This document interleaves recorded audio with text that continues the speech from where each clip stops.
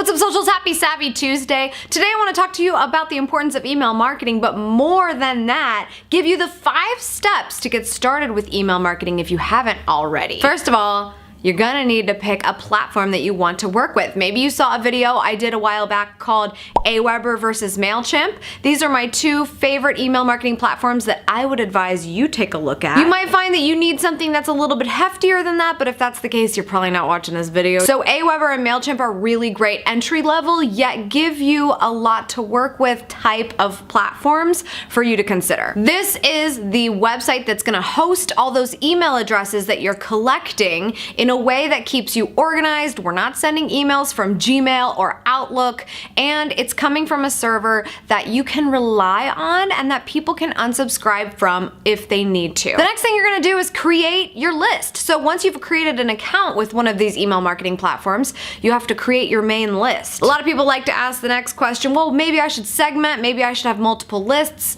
Just keep it simple. Your main mailing list, just create that and then get sophisticated later down the line once you got this main list locked up. My list is called Amy's Elite, but you can name it whatever you want, and you can also name the return address name. You might want that to be your own name, you might want that to be your company name. I gave my email subscribers the name Amy's Elite, so they always see that in their inbox, they know exactly what it is when it gets there. Try not to be too cryptic. I've seen some startups try to summarize their name in an acronym and then I'll forget who it is altogether and unsubscribe from the email, not even thinking, or trashing it and definitely not opening it. So be as clear as possible in your return name who it is so people don't forget about you. Next, you've got your list all set up. You're ready to collect email addresses, but before we get to that point, you need to create your first autoresponder. This is the email that goes out immediately after somebody confirms their subscription. If you sign up for Amy's Elite, you get my free gift. Right now, it's my ultimate Twitter guide. So in order for you to get that, I need to create an autoresponder that has that attachment included once you opt in. I'm not just gonna let it sit somewhere unless you opt into the email list. So the only way to guarantee that's the case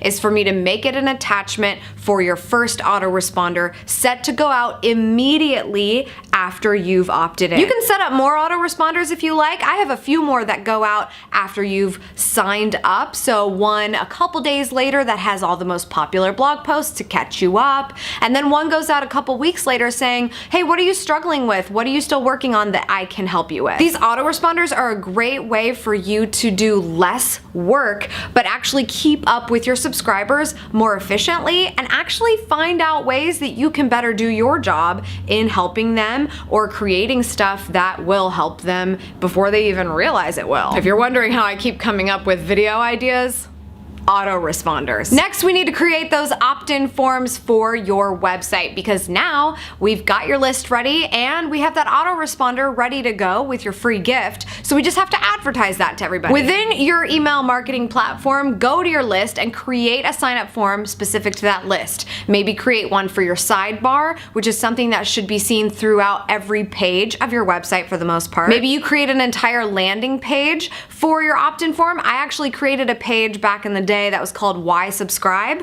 It was underneath the sidebar opt-in form for people that were like, why would I do this? I don't know why I want to sign up for this. And then it took them to a whole page that said, well, here's why. You might even want to create an opt-in form for your About page because that's also a great place where people who are just getting there and go to learn more about you to see if they want to stick around will decide to stay because of what they've learned and then sign up for your email form there. So a great place to get those email addresses as well. And lastly, but most importantly, prepare that first email blast to go out. If you don't do that and you rely 100% on autoresponders, you're not gonna have a healthy list. And you need to be very clear in both your opt-in form and in your newsletters how regularly you plan to communicate with them so that they're not ever caught off guard and that they can unsubscribe whenever they want at the bottom of any email. Staying consistent and delivering this transparency is a great way to keep people very, very happy on your email list, which is exactly exactly what you want, because when they're on this list, they're probably thinking about how they might be able to do business with you in the future. If not, at least stay tuned to the value until they're able to make that decision. That's all for today's socials. Thank you so much for tuning in. I appreciate it as always. The sponsor for this episode is SavvySexySocialLive.com. I hope you'll go check that out. It's my first ever live tour. The Columbus date is showing up really, really quick. And so if you are in the Midwest and hoping to come, I suggest you check it out this week because registration increases this weekend. So get on that. SavvySexySocialLive.com. We'll have the one and only Austin Evans as our guest speaker. So I hope to see you there. Sign up for Amy's Elite so you don't miss a beat. That's my email marketing newsletter. You'll get all the videos, the podcast, everything I do goes out in that email because you guys need to know.